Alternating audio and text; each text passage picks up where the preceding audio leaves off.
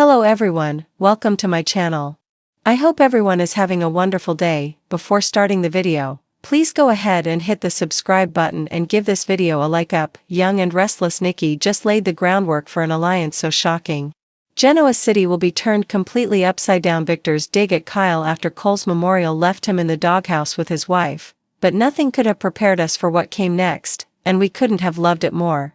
Not only did Nikki finally stand up to her husband, but she laid the groundwork for a totally shocking alliance, one we were sure Genoa City would never see again. When Nikki asked Victor to stop trying to ruin Claire's happiness by going after Kyle and the Abbotts, he initially refused to back down as is typical, but then something surprising happened. The air around Nikki's disapproval was different this time, and he felt it. Softening, the mustache let his better half know that he'd heard her. She'd made her point about life being too short, that said, this isn't going to stop the Black Knight from waging a war. Cain is an imminent threat, and young and restless spoilers hint that Victor will ask Lily to board his revenge scheme, meaning he's not about to put an end to his exhausting grievances anytime soon. But if our hunch is correct, dynamics are set to change dramatically. In asking Victor to finally put an end to his crusade against the Abbotts, and her husband sorta agreeing, she's laid the groundwork for the shifting alliances that will be required to take on the formidable threat presented by Cain Ashby. We can't believe that's a thing, but here we are. Yes, we're suggesting that, as part of his revenge scheme against Cain, Victor will approach Jack about an alliance designed to take down their mutual foe as Ashby guns for every company in town. Shocking, we realize. Of course, they don't yet know exactly what's on Cain's agenda, but we're sure his massive power grab will end up being the latest, worst-kept secret in Genoa City, given that Billy's now in the know. Would you like to see Victor and Jack team up? Vote. When you've ruled Genoa City for as long as Nikki Newman has, it takes something seismic to jolt the town, and let's just say she's about to do exactly that. In a stunning twist only the young and the restless could deliver, Nikki is pulling strings and connecting dots behind the scenes, and her next big move isn't just unexpected, it's downright revolutionary. The center of this storm is an alliance so shocking, so utterly unthinkable, that it threatens to detonate every balance of power in Genoa City, including Victor's. But how did we get here? Who is involved in this emerging web of shared interests and dangerous strategy? And most importantly, what the hell is Nikki planning? Act 1. The Queen in her corner. To understand Nikki's coming power play, we need to look at where she's been. Nikki Newman, the grand matriarch of the Newman Empire, has never been one to sit idle. From her days as a stripper to her rise as one of the most feared women in Genoa City's corporate world, she's done it all, usually while maintaining a martini glass in one hand and her family's reputation in the other. But recent events have shaken her composure.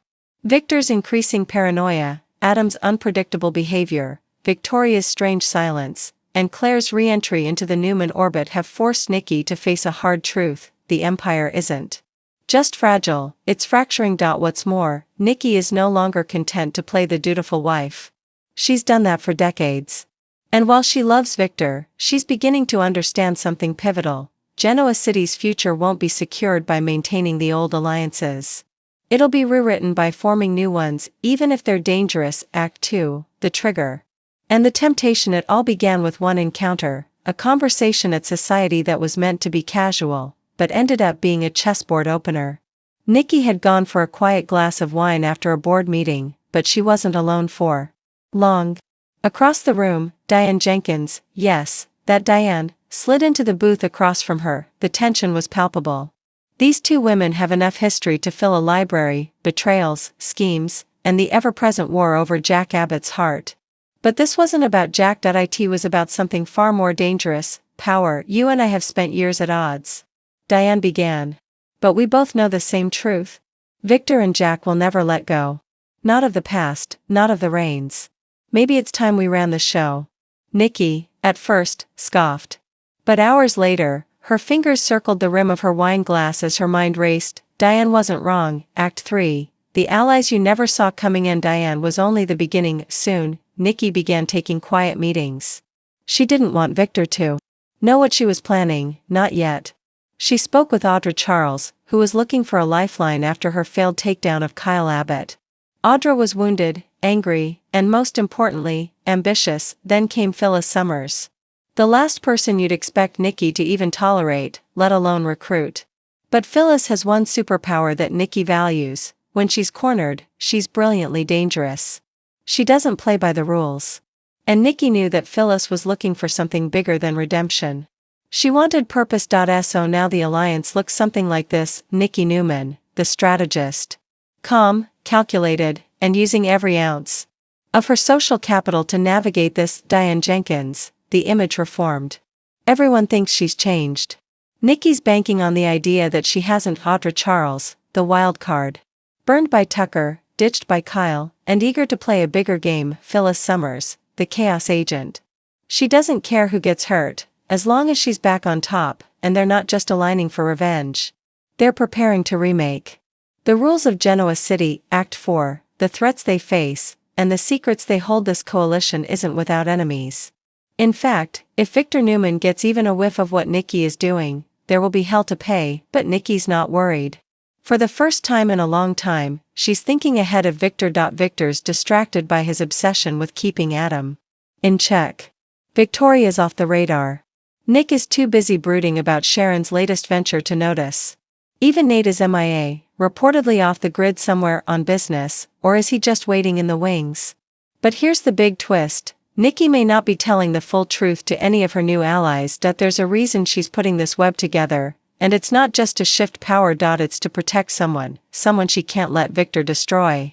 Someone who may not even know she's being protected. Rumor has it Nikki recently had a private conversation with Claire, a long, emotional talk about second chances, about surviving trauma, about rewriting your future. And that conversation ended with Nikki saying just 3 words: "I believe you." Could Claire Grace be the real reason behind this alliance? Is Nikki pulling strings to build a firewall between Victor's old ways and the new legacy he doesn't yet understand? Act V, the business empire they're building. The alliance isn't just social. It's corporate. Nikki has begun shifting funds from her personal accounts into a new shell company, untraceable, anonymous. Diane has brokered a partnership with Marchetti, quietly moving assets under the radar.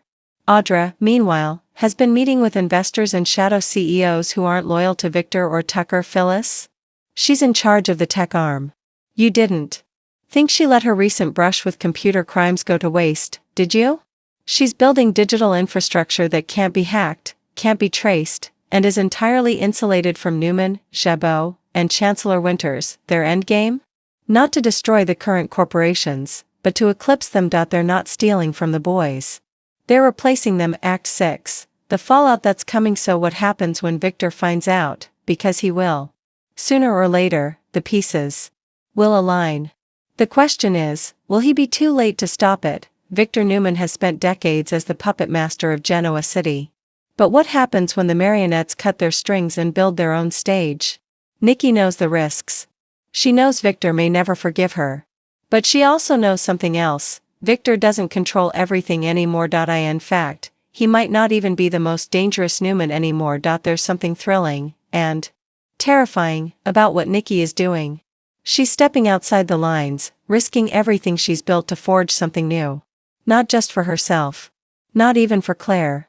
But for Genoa City's future. Point 1, where women run the show. With Act 7.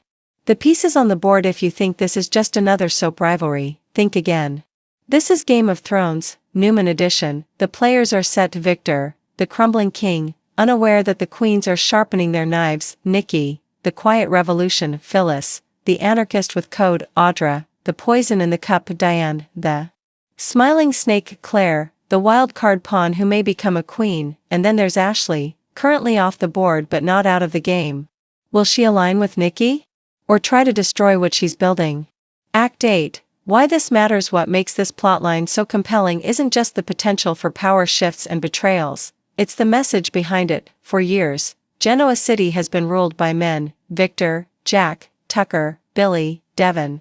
The women have always played pivotal roles, but they were often in reaction to the men's choices. Now? They're making their own moves. Nikki's alliance isn't about revenge. It's about redefinition. About claiming what they've earned, and refusing to apologize for it. And if the men don't like it, too bad. Final act, Genoa City will never be the same when the dust settles. New enemies, and at the center of it all, standing tall in heels and diamonds, will be Nikki Newman, the woman who proved that power doesn't come from standing behind a man, but from knowing when to walk right past him.